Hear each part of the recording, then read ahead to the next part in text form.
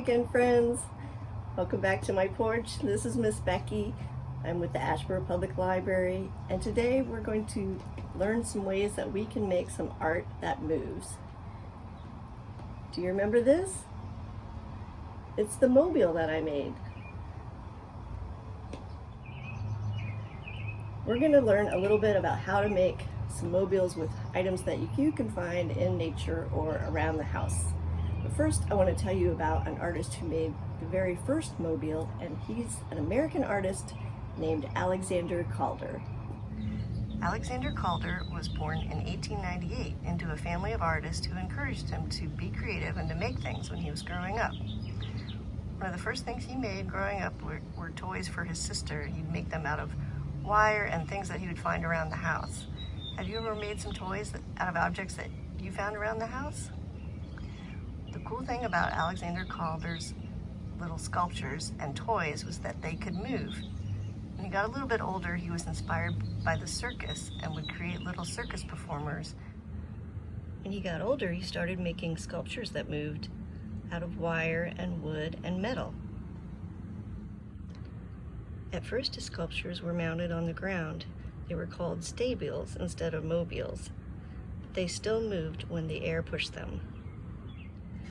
Then he started creating sculptures inside of other objects like circles or even mounted on the wall.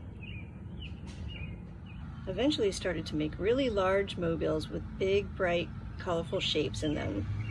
This one is called a fishtail and a lobster trap. Can you tell which part is the fishtail and which part is the lobster trap? Now Alexander Calder has giant mobiles that are hanging all over the world. Maybe you've seen some without even realizing that he made it. So one fun way that you can make a mobile at home is to use some buttons and some paper clips. What I do is I just take the paper clip and I open it up like that, and then I just slide on the buttons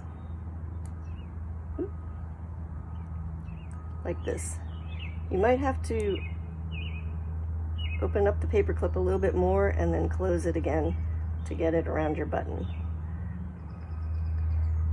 Then you can hang them from a dowel or even some chopsticks if you have them, or of course you could use a stick that you found outside. Here I've stacked up two larger buttons, and I found out through experimenting, because you'll have to do lots of experimenting with this project, which is the fun part. I found out that two larger buttons weigh about the same as three smaller buttons. And then I can kind of balance it on my finger to find out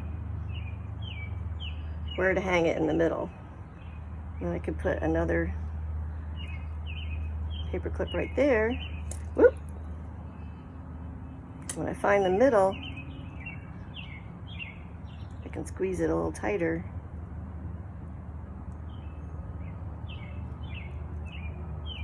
And then wrap it around a little bit. Whoa, and there's my mobile.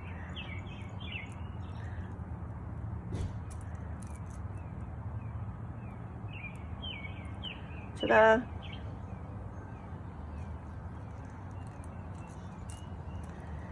I wonder what would happen if I put these 4 purple ones on there. Oops. Then I could hang the blue ones in the center like this. Here's a mobile I made with some cardstock and a hole punch and some string and a dowel. If you don't have cardstock, you could also use some either thick construction paper or even cardboard.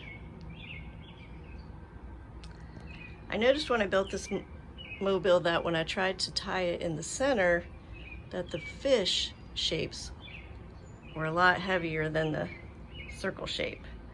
So it didn't balance when I put the hanging string right in the center. But I noticed when I slid the center part over toward the fish a little bit,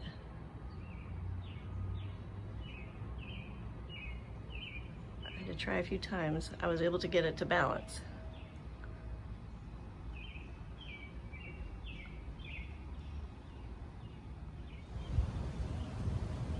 You can also make mobiles with objects that you find in nature. Here's one that I made with some pine cones. It's a big pine cone at the top,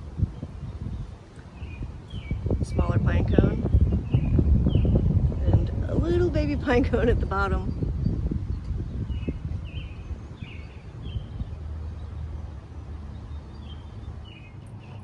Well, I hope you had fun making art that moves this week and experimenting with some fun mobiles. Love to see what you come up with when you make your mobiles at home, your kinesthetic sculpture.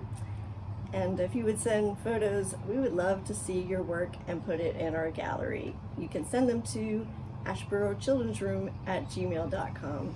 Also, don't forget to sign up for our summer reading program.